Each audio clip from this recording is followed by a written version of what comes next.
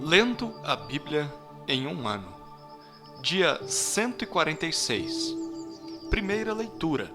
2 Samuel, capítulo 9, versículo 1, ao capítulo 11, versículo 27. Um dia, Davi perguntou: será que resta ainda alguém da família de Saul para que eu use de bondade para com ele por causa de Jonatas? Havia um servo na casa de Saul, cujo nome era Ziba. Chamaram-no, pedindo que viesse falar com Davi. O rei perguntou: você é Ziba? Ele respondeu: sou eu mesmo, seu servo. Então, Davi perguntou: existe mais alguém da família de Saul para que eu use da bondade de Deus para com ele? Ziba respondeu: ainda existe um filho de Jonatas, aleijado de ambos os pés. O rei perguntou: e onde está ele? Ziba respondeu: ele está na casa de Maquir, filho de Amiel, em Lodebar. Então, o rei Davi mandou trazê-lo de Lodebar, da casa de Maquir, filho de Amiel. Quando Mefibosete, filho de Jonatas, filho de Saul, chegou diante de Davi, inclinou-se, prostrando-se com o rosto em terra. Davi disse: Mefibosete! Ele respondeu: aqui estou, às suas ordens. Então Davi lhe disse: não tenha medo, porque serei bondoso com você por causa de Jonatas, seu pai. Vou restituir a você todas as terras de Saul, seu pai, e você sentará sempre à minha mesa para comer. Então Mefibosete se inclinou e disse: quem é este seu servo, para que o meu senhor tenha olhado para um cão morto como eu? Então Davi chamou Ziba, servo de Saul, e lhe disse: tudo que pertencia a Saul e a toda a casa dele eu dei ao neto de seu senhor. Você, os seus filhos e os seus servos cultivarão a terra para ele e recolherão os frutos para que a casa de seu senhor tenha o que comer. Porém, Mefibosete, neto de seu senhor, sentará sempre à minha mesa para comer. Ziba tinha 15 filhos e 20 servos. Ziba disse ao rei: farei tudo o que o rei, meu senhor, ordena a este seu servo. Assim, Mefibosete passou a fazer as refeições à mesa de Davi, como um dos filhos do rei. Mefibosete tinha um filho pequeno chamado Mica. Todos os que moravam na casa de Ziba eram servos de Mefibosete. Mefibosete morava em Jerusalém, porque fazia as refeições sempre à mesa do rei. Ele era coxo de ambos os pés. Depois disto, morreu o rei dos filhos de Amon, e em seu lugar reinou Hanum, o filho dele. Então Davi disse: serei bondoso com Hanum, filho de Naás, assim como o pai dele foi bondoso comigo. E Davi enviou alguns servos para consolar Hanum por causa da morte de seu pai. E os servos de Davi chegaram à terra dos filhos de Amon. Mas os príncipes dos filhos de Amon disseram a seu senhor Hanum: o senhor pensa que foi para honrar o seu pai que Davi mandou esses consoladores? Não teria sido mais para que esses servos enviados por ele conheçam e espionem a cidade para poderem destruí-la? Então Hanum pegou os servos de Davi, rapou metade da barba de cada um deles, cortou metade das roupas até a altura das nádegas e os mandou embora. Quando Davi soube disso, enviou mensageiros ao encontro deles, porque estavam muito envergonhados. O rei mandou dizer-lhes: fiquem em Jericó, até que a barba de vocês cresça de novo. Depois, venham para cá.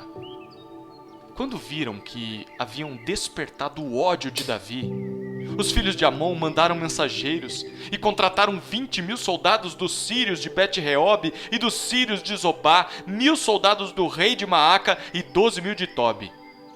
Davi soube disso e enviou contra eles Joabe com todo o exército dos valentes. Os filhos de Amon saíram e se prepararam para a batalha à entrada do portão da cidade, e os sírios de Zobá e Reobe e os homens de Tobi e Maaca estavam à parte no campo. Quando Joabe viu que a batalha estava preparada contra ele, tanto pela frente como pela retaguarda, escolheu os melhores soldados de Israel e os formou em linha contra os sírios. O resto do exército ele entregou a Abissai, seu irmão, o qual o formou em linha contra os filhos de Amon. Joabe disse a Abissai: se os sírios forem mais fortes do que eu, você virá em meu socorro. E se os filhos de Amon forem mais fortes do que você, eu irei em seu socorro. Seja forte! Vamos lutar com coragem pelo nosso povo e pelas cidades de nosso Deus, e que o Senhor Deus faça o que achar melhor. Então Joabe avançou com o povo que estava com ele e travaram batalha contra os sírios, que fugiram diante dele. Quando os filhos de Amon viram que os sírios fugiam, também eles fugiram de Abissai e entraram na cidade. Então Joabe parou de lutar contra os filhos de Amon e voltou para Jerusalém. Quando os sírios viram que tinham sido derrotados por Israel, tornaram a reunir as suas tropas. Hadadezer mandou chamar os sírios que estavam do outro lado do rio Eufrates, e eles foram até Elã. Sobaque, comandante do exército de Hadadezer, marchava diante deles. Quando ficou sabendo disso, Davi reuniu todo o Israel, passou o Jordão e foi a Elã. Os sírios se puseram em ordem de batalha contra Davi e lutaram contra ele. Porém, os sírios fugiram de Israel e Davi matou os condutores de 700 carros de guerra e 40.000 cavaleiros sírios. Também feriu Sobaque, o comandante do exército, que morreu ali. Quando todos os reis, servos de Hadadezer, viram que tinham sido vencidos por Israel, fizeram paz com Israel e o serviram. E os sírios ficaram com medo de voltar a socorrer os filhos de Amon. Decorrido um ano, no tempo em que os reis costumam sair para a guerra, Davi enviou Joabe, seus oficiais e todo Israel. Eles destruíram os filhos de Amon e sitiaram a cidade de Rabá. Mas Davi ficou em Jerusalém. Uma tarde, Davi se levantou do seu leito e andava passeando no terraço do palácio real. Dali, viu uma mulher que estava tomando banho. Ela era muito bonita. Davi mandou perguntar quem era. Disseram-lhe: é Batseba, filha de Eliã e mulher de Urias, o heteu. Então, Davi mandou mensageiros que a trouxessem. Ela veio e ele se deitou com ela.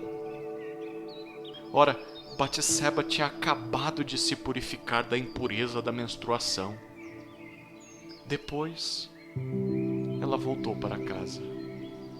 A mulher concebeu e mandou dizer a Davi: estou grávida. Então, Davi enviou mensageiros a Joabe, dizendo: mande-me Urias, o heteu.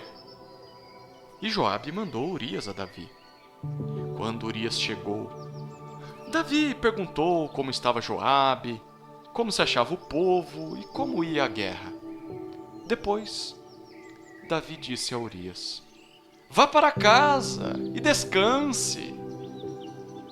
Urias saiu do palácio real e logo saiu atrás dele um presente do rei.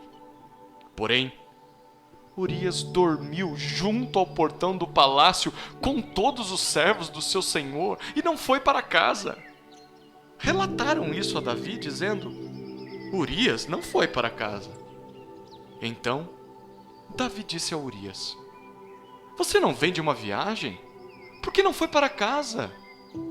Urias respondeu: a arca Israel e Judá ficam em tendas. Joabe, meu senhor, e os servos de meu senhor estão acampados ao ar livre. Como poderia eu ir para casa, comer e beber e me deitar com a minha mulher? Juro pela vida do rei que não faria tal coisa. Então Davi disse a Urias: fique aqui ainda hoje. Amanhã eu mandarei de volta. E Urias ficou em Jerusalém aquele dia e o seguinte. Davi o convidou para comer e beber com ele e o embebedou. À tarde, Urias saiu e foi deitar-se no seu leito na companhia dos servos de seu senhor. Ele não foi para casa. Pela manhã, Davi escreveu uma carta a Joabe e a mandou por Urias. Na carta, escreveu o seguinte: ponham Urias na linha de frente, onde o combate for mais intenso.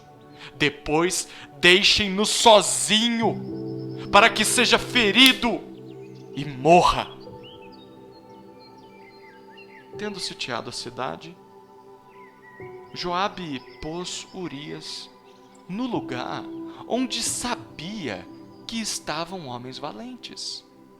Os homens da cidade saíram e lutaram contra Joabe. Alguns dos oficiais de Davi foram mortos. E morreu também Urias, o heteu.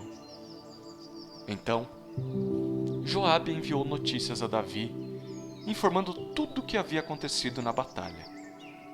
Deu ordem ao mensageiro, dizendo: quando você terminar de contar ao rei os acontecimentos desta batalha, é possível que ele fique indignado e pergunte: por que vocês chegaram assim perto da cidade para lutar? Não sabiam que eles iriam atacar da muralha? Quem matou Abimeleque, filho de Jerubezete? Não foi uma mulher que do alto da muralha lançou sobre ele uma pedra de moinho e o matou em Tebes?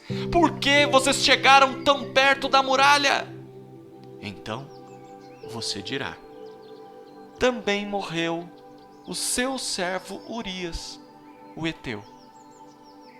O mensageiro partiu e, chegando, contou a Davi tudo o que Joabe lhe havia mandado dizer. O mensageiro disse a Davi: na verdade, aqueles homens eram mais fortes do que nós e saíram para lutar contra nós em campo aberto, mas nós fomos contra eles até a entrada do portão. Então, os flecheiros do alto da muralha atiraram contra os servos do rei e alguns deles foram mortos. Também morreu o seu servo Urias, o heteu. Davi respondeu ao mensageiro: diga a Joabe que não encare isso como um mal, porque a espada devora tanto este como aquele. Que ele intensifique o seu ataque à cidade até conquistá-la. Quanto a você, encoraje Joabe. Quando a mulher de Urias soube que o seu marido era morto, ela chorou por ele.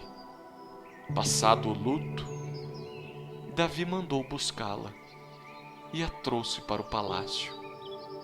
Ela se tornou sua mulher e lhe deu um filho.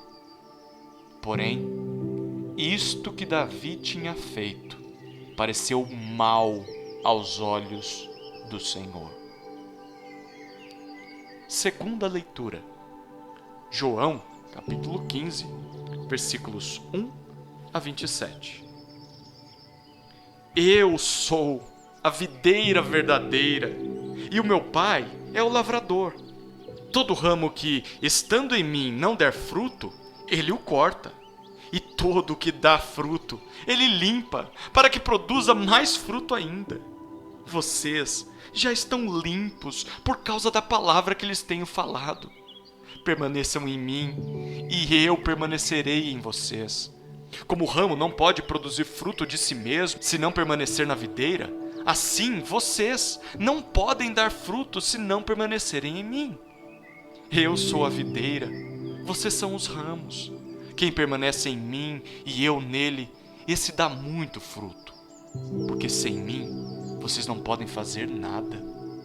Se alguém não permanecer em mim, será lançado fora, à semelhança do ramo, e secará.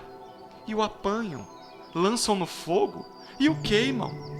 Se permanecerem em mim e as minhas palavras permanecerem em vocês, pedirão o que quiserem e lhes será feito.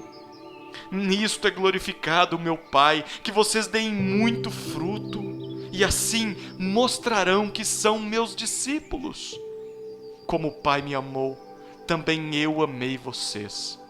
Permaneçam no meu amor.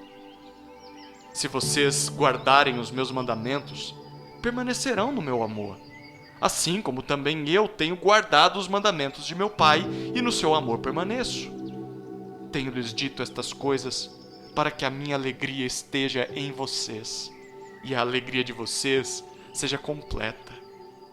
O meu mandamento é este: que vocês amem uns aos outros, assim como eu os amei.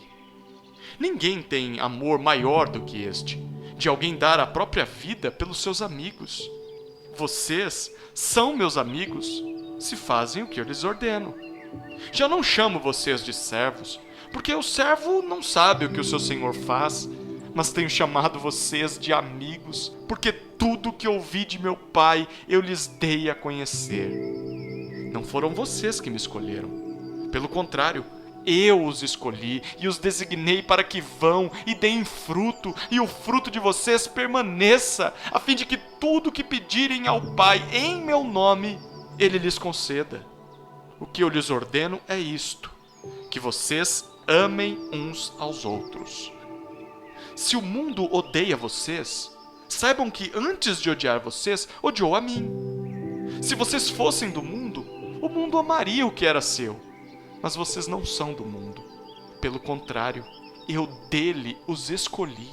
E por isso, o mundo odeia vocês. Lembrem-se da palavra que eu disse a vocês: o servo não é maior do que seu senhor. Se perseguiram a mim, também perseguirão vocês. Se guardaram a minha palavra, também guardarão a de vocês. Tudo isso, porém, farão com vocês por causa do meu nome, porque não conhecem aquele que me enviou. Se eu não tivesse vindo e lhes falado, eles não teriam nenhum pecado, mas agora não têm desculpa do seu pecado. Quem odeia a mim, odeia também o meu Pai. Se eu não tivesse feito entre eles as obras que nenhum outro fez, eles não teriam nenhum pecado. Mas agora, não somente viram, como também odiaram tanto a mim como o meu Pai. Isso, porém, é para que se cumpra a palavra escrita na lei deles: odiaram-me sem motivo. Quando, porém, vier o Consolador, que eu enviarei a vocês da parte do Pai, o Espírito da verdade, que dele procede, esse dará testemunho de mim. E vocês também testemunharão, porque estão comigo desde o princípio. Terceira leitura. Salmos, capítulo 119, versículos 49 a 64. Lembra-te da promessa que fizeste ao teu servo, na qual me tens feito esperar. O que me consola na minha angústia é isto, que a tua palavra me vivifica. Os soberbos zombam continuamente de mim, mas eu não me afasto da tua lei. Lembro-me dos teus juízos de outrora e me consolo, ó Senhor. De mim se apoderou a indignação por causa dos pecadores que abandonaram a tua lei. Os teus decretos são motivo dos meus cânticos na casa da minha peregrinação. Lembro-me, Senhor, do teu nome durante a noite e observo a tua lei. Isto é assim comigo, porque guardo os teus preceitos. O Senhor é a minha porção. Eu disse que guardaria as tuas palavras. De todo o coração imploro a tua graça. Compadece-te de mim segundo a tua palavra. Penso nos meus caminhos e volto os meus passos para os teus testemunhos. Apresso-me, não me demoro a praticar os teus mandamentos. Laços de perversos me cercam, mas não me esqueço da tua lei. No meio da noite eu me levanto para te dar graças por causa dos teus retos juízos. Companheiro sou de todos os que te temem e dos que guardam os teus preceitos. A terra, Senhor, está cheia da tua bondade. Ensina-me os teus decretos. Quarta leitura. Provérbios, capítulo 16, versículos 1 a 3. O coração do ser humano pode fazer planos, mas a resposta certa vem dos lábios do Senhor. Todos os caminhos de uma pessoa são puros aos seus próprios olhos, mas o Senhor sonda o espírito. Entregue as suas obras ao Senhor, e o que você tem planejado se realizará.